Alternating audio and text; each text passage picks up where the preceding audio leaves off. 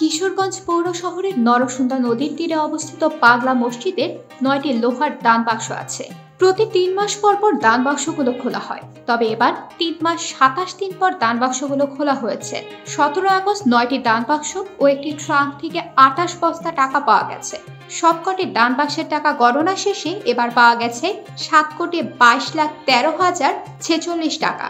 এছাড়া পাওয়া গেছে বিপুল পরিমাণ স্বর্ণালংকার ও বৈদেশিক মুদ্রা। দেশজুড়ে খ্যাতি রয়েছে কিশোরগঞ্জের ঐতিহাসিক পাগলা মসজিদের। প্রায় ২৫০ বছরের পুরনো ঐতিহাসিক মসজিদটি শহরের পশ্চিমে নরসুন্দা নদীর তীরে অবস্থিত। ৩ তলা বিশিষ্ট মসজিদটির প্রায় ৪ একর জায়গার উপর মসজিদটি নির্মিত। বর্তমানে দেশের অন্যতম বৃহদায়তন ধর্মীয় প্রতিষ্ঠান হিসেবে স্বীকৃতি লাভ করেছে পাগলা মসজিদ।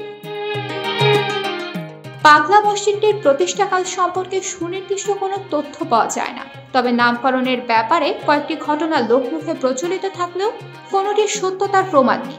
৩ তলা বিশিষ্ট পাগলা মসজিদের ছাদে ৩টি বড় গম্বুজ এবং ৫ তলা ভবনের সমান একটি মিনার রয়েছে। প্রায় সহস্রাধিক মুসল্লির ধারণ ক্ষমতা সম্পন্ন এই মসজিদে নারীদের নামাজ আদায়ের জন্য রয়েছে পৃথক ব্যবস্থা। পাগলা মসজিদ সকল ধর্মের মানুষের কাছে এক সার্বজনীন পবিত্র ধর্মীয় কেন্দ্র।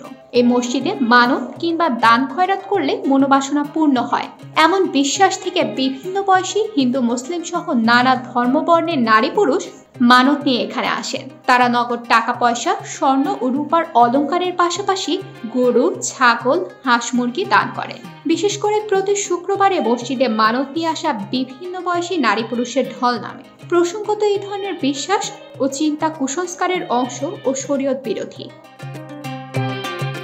এই মসজিদের আয়ের একটি অংশ আশেপাশের অন্যান্য মসজিদ, মাদ্রাসা, এতিমখানা সহ বিভিন্ন উন্নয়ন ও সেবামূলক খাতে ব্যয় করা হয়।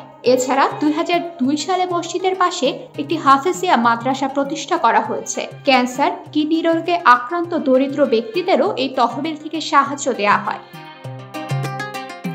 বর্তমানে লেক সিটি প্রকল্পের আওতায় পাগলা মসজিদের পাশ দিয়ে বয়ে যাওয়া নরসুন্দা নদী খনন, দৃষ্টিনন্দন সেতু নির্মাণ, মসজিদের শোভাবর্ধন এবং রঙিন আলোকসজ্জার জন্য দিনে ও রাতে মসজিদটি দেখতে চমৎকার লাগে। দেশের দূর দূরান্ত থেকে নানা শ্রেণী পেশার মানুষ মসজিদটি দেখতে ভিড় জমান। বিশেষত জুমার নামাজের সময় অত্যাধিক মানুষের সমাগমে মসজিদ পরিপূর্ণ হয়ে যায়। মুসল্লিদের সুবিধার্থে মসজিদের পরিসর আরও বিস্তৃত করতে মসজিদ ও ইসলামিক কমপ্লেক্সের জন্য ১১৫ কোটি টাকা ব্যয় প্রকল্প হাতে নেওয়া হয়েছে, যা বাস্তবায়ন হলে ৫০ সহস্রাধিক মুসল্লি একসঙ্গে নামাজ আদায় করতে পারবেন।